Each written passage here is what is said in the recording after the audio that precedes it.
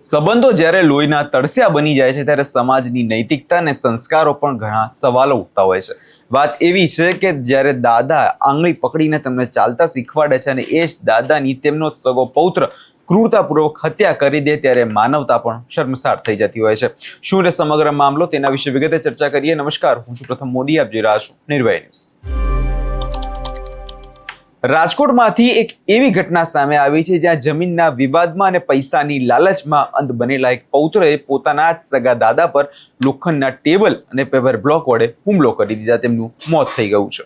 એટલું જ નહીં, આ પાપી પૌત્રએ હત્યા કર્યા બાદ પોલીસ અને પરિવારથી બચવા જે તિકડમબાજી રચી છે અને જુઠ્ઠાણું ફેલાવ્યું છે તેનાથી પોલીસ પણ એક ક્ષણ માટે ચોંકી ગઈ હતી।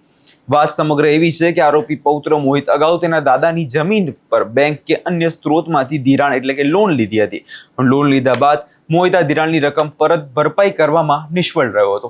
બેંક અને દેવાના બોજ વચ્ચે દાદા અને પૌત્ર વચ્ચે છેલ્લા ઘણા સમયથી ઉગ્ર બોલાચાલી થતી હતી અને સતત ઝઘડા થતા રહેતા હતા। દાદા સતત પૌત્રને આ પૈસા ભરી દેવા માટે દબાણ કરી રહ્યા હતા, જે બાબત પૌત્ર મોહિતને ખટકી રહી હતી। પણ આ નફરત વધી અને સવારના સમયે આરોપી પૌત્ર મોહિત ગુસ્સામાં દાદાના ઘરે પહોંચ્યો। ઘરમાં પ્રવેશતાની સાથે જ તેણે દાદા સાથે ફરી એકવાર ઝઘડો શરૂ કર્યો અને વાત એટલી હદે વણસી ગઈ કે મોહિતે આવેશમાં આવીને વૃદ્ધ દાદાને જોરદાર ધક્કો માર્યો।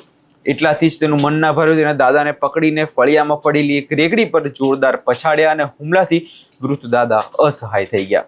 આ કળિયુગી પૌત્રએ તે દાદાને ઘરની ઓડીમાં ઘસડી લઈ ગયો અને ત્યાં પડેલું એક લોખંડનું ભારી ટેબલ તેમના નજીકના પડેલા પેપર બ્લોક પર ઉપાડી દાદાના માથાના ભાગે પછાડી ફેંકી દીધું અને આમાં દાદાનું ત્યાં મોત થઈ ગયું। પોલીસે આરોપીની ધરપકડ કરી લીધી છે અને તેના બાદ પોલીસે શું કહ્યું છે સૌ પહેલા એ સાંભળી લઈએ। સર, એક હત્યાના બનાવમાં આરોપીની ધરપકડ કરવામાં આવી છે, શું આખી હકીકત છે ને હત્યાનું મુખ્ય કારણ? તારીખ 25/5/2026ના રોજ સરકારી હોસ્પિટલથી એક એમએલસી આવેલી, જેમાં અર્જણભાઈ દેવદાનભાઈ મિયાત્રા ઉંમર વર્ષ 73નું મરણ જાહેર કરેલું।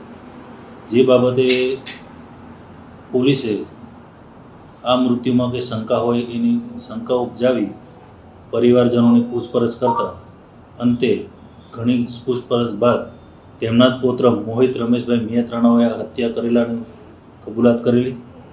જે બનાવ એ રીતે છે કે આ અર્જણભાઈ દેવદાનભાઈ મિયાત્રા છે, જે એમના દાદા થાય છે, જેઓની જમીન તમાચણ ગામ છે ત્યાં 7 વીઘા જેવી જમીન છે। એ જમીનમાં એમનો આ પુત્ર જે છે મોહિત, એને એવું કીધું કે દાદા મને થોડી વાવવા આપો, ને વાવવા માટે આપેલી તે દરમિયાન કીધેલું કે મને પૈસાની જરૂર છે, થોડા પૈસા આપો। એથી દાદાએ કીધેલું કે કામ કરતું આ જમીન ઉપર ધિરાણ લઈ લે અને ધિરાણ લઈને પછી તું તારે જમીન વાવ। તો આ એમના જે પૌત્ર મોહિત છે એને 2.5 લાખ રૂપિયાના ધિરાણ લીધેલું। ધિરાણ લીધા બાદ એ પોતે 1,54,000 જ ચૂકવી શકેલો, એના બાદ એ પૈસા ધિરાણના ચૂકવી શકેલો નહીં। જે ચૂકવણું બાદ એના દાદા છે અર્જણભાઈ એ ધિરાણ ચૂકવણી કરેલી, ત્યાર બાબતના આ બાબતની એમને ખટરાક ચાલતો હતો। એ બાબતનું મન દુઃખ રાખી અને 25 તારીખના રોજ આ બે વચ્ચે ઝઘડો થતા આ મોહિતભાઈ છે એ એમના ઘરે જઈ અને ઝઘડો કરી અને બોથર પદાર્થમાં એમને પાવર બ્લોક આવે પથ્થરનો બ્લોક તથા લોખંડનું ટેબલ છે જે માથાના ભાગે મારી અને જેઓનું મૃત્યુ નિપજાવેલું છે અને જેઓની હાલ ધરપકડ કરવામાં આવેલી છે અને હાલ તપાસ ચાલુ છે અને રિમાન્ડ લેવાની કાર્યવાહી ચાલુમાં છે। સર, પ્રથમ છે તે હોસ્પિટલ લાવ્યો હતો ત્યારે કંઈક એને બેભાન થઈ ગયા છે અને પીએમ નથી કરાવવા બધી વાતચીત કરી પોલીસની।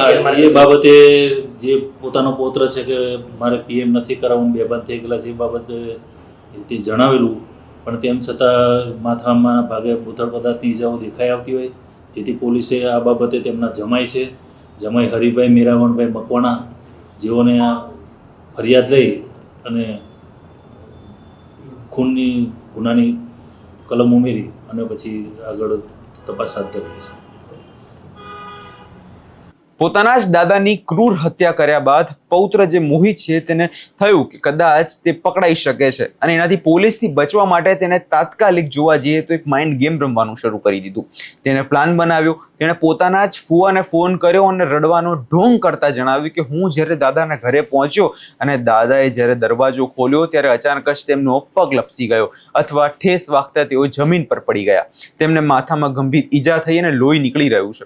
આ સાંભળીને જ પરિવારના સભ્યો જે છે ગભરાઈ ગયા અને મોહિતે પોતે જ એક આદર્શ પૌત્ર હોવાનો ઢોંગ કરીને દાદાને હોસ્પિટલ લઈ ગયો. સિવિલ હોસ્પિટલ પહોંચતાની સાથે જ જે તબીબો હતા તેમણે દાદાને મૃત જાહેર કરી દીધા. જોવા જઈએ તો અસલી આખા કેસનો વળાંક તો હોસ્પિટલમાંથી શરૂ થયો, જ્યારે તબીબોએ કાનૂની પ્રક્રિયાના ભાગરૂપે જ્યારે મૃતદેહનું પોસ્ટમોર્ટમ એટલે કે પીએમ કરવાની વાત કરી ત્યારે આરોપી પૌત્ર મોહિતના પગ નીચેથી કદાચ જમીન સરકી ગઈ, કારણ કે જો પોસ્ટમોર્ટમ થાય તો માથામાં જે લોખંડના ટેબલ અને પેવર બ્લોકના જે ઘા જે છે તે જણાઈ જાય અને તેનો ભાંડો ફૂટી જતો. આથી મોહિતે પીએમ કરવાનો સ્પષ્ટ ઇનકાર કરી દીધો. તે ડોક્ટરો અને પોલીસ સામે દલીલ કરવા લાગ્યો કે દાદા મારી નજરે સામે પડ્યા છે, આમાં કોઈ શંકા નથી, કોઈએ કંઈક નથી કર્યું, એટલે પીએમ કરવાની કોઈ જ જરૂર નથી. પરંતુ કહેવાય છે કે અપરાધી ગમે તેટલો હોશિયાર હોય તે કોઈક ને કોઈક પુરાવા ક્યાંક છોડી જ દેતો હોય છે. વૃદ્ધના શરીર અને માથા પર જે પ્રકારના ઈજાના નિશાન હતા તે સામાન્ય પડી જવાથી થાય તેવા નહોતા. પોલીસને પ્રથમ દ્રષ્ટિએ જ મોહિતની વર્તણૂક અને તેની વાર્તા પર શંકા ગઈ હતી.